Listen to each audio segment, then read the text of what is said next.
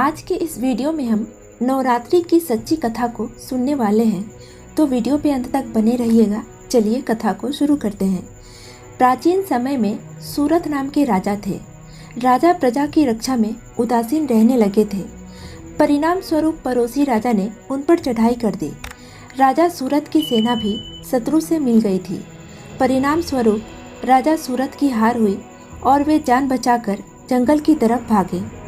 उसी वन में समाधि नाम का एक बनिया अपनी स्त्री एवं संतान के दुर्व्यवहार के कारण निवास करता था। उसी वन में बनिया समाधि और राजा सूरत की भेंट हुई। दोनों का परस्पर परिचय हुआ। वे दोनों घूमते घूमते महर्षि मेघा के आश्रम में पहुँचे। महर्षि मेघा ने उन दोनों के आने का कारण पूछा तो वे दोनों बोले कि हम अपने सगे संबंधियों द्वारा अपमानित एवं तिरस्कृत होने पर भी हमारे हृदय में उनका मोह बना हुआ है। इसका कारण क्या है? महर्षि मेघा ने उन्हें समझाया कि मन शक्ति के अधीन होता है और आदि शक्ति के अविद्या और विद्या दो रूप है। विद्या ज्ञान स्वरूप है और अविद्या अज्ञान स्वरूप। जो व्यक्ति अविद्या के आदिकरण रूप में उपासना करता है उन्हें वे विद्या रूपा प्राप्त होकर मोक्ष प्रदान करती है। इतना सुनकर राजा सूरत ने प्रश्न किया, हे महर्षि, देवी कौन है? उसका जन्म कैसे हुआ? महर्षि बोले, आप जिस देवी के विषय में पूछ रहे हैं वह नित्य स्वरूपा और विश्वव्यापिनी है। उसके बारे में ध्यानपूर्वक सुनो। कल्पांत के समय विष्णु भगवान क्षीर सागर में अनंत शैया पर शयन कर रहे थे। तब उनके दोनों कानों से मधु और कैटब नामक दो दैत्य उत्पन्न हुए। वे दोनों विष्णु की नाभि कमल से उत्पन्न ब्रह्मा जी को मारने दौड़े। ब्रह्मा जी ने उन दोनों राक्षसों को देखकर विष्णु जी की शरण में जाने की सोची, परंतु विष्णु भगवान उस समय सो रहे थे। तब उन्होंने भगवान विष्णु को जगाने हेतु उनके नयनों में निवास करने वाली योग निद्रा की स्तुति की। परिणाम स्वरूप तमोगुण अधिष्ठात्री देवी विष्णु भगवान के नेत्र, नासिका, मुख तथा हृदय से निकलकर ब्रह्मा जी के सामने उपस्थित हो गई।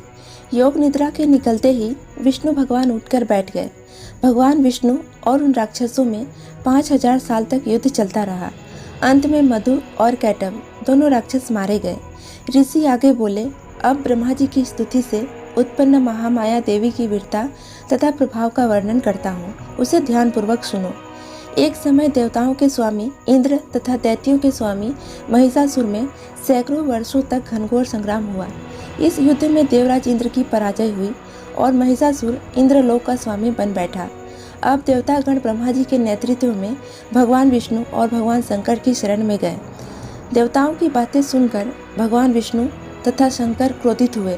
भगवान विष्णु के मुख तथा ब्रह्मा जी और शिव जी तथा इंद्र आदि के शरीर से एक तेज पुंज निकला, जिससे समस्त दिशाएं जलने लगी और अंत में यही तेज पुंज एक देवी के रूप में परिवर्तित हो गया। देवी ने सभी देवताओं से आयुध एवं शक्ति प्राप्त करके उच्च स्वर में अट्टहास किया, जिससे तीनों लोकों में हलचल मच गई। महिषासुर अपनी सेना लेकर इस सिंहनाद की ओर दौड़ा। उसने देखा कि देवी के प्रभाव से तीनों लोक अलौकिक हो रहे हैं। महिषासुर की देवी के सामने एक भी चाल सफल नहीं हुई और वह देवी के हाथों मारा गया। आगे चलकर यही देवी शुंभ और निशुंभ राक्षसों का वध करने के लिए गौरी देवी के रूप में अवतरित हुई। इन उपरोक्त व्याख्यानों को सुनाकर मेघा ऋषि ने राजा सूरत तथा बनिया से देवी स्तवन की विधिवत व्याख्या की। राजा और बनिया नदी पर जाकर देवी की तपस्या करने लगे। 3 वर्ष तक घोर तपस्या करने के बाद देवी ने प्रकट होकर उन्हें आशीर्वाद दिया। इससे बनिया संसार के मोह से मुक्त होकर आत्मचिंतन में लग गया और राजा सूरत ने शत्रुओं पर आक्रमण कर विजय प्राप्त करके अपना वैभव पुनः प्राप्त किया।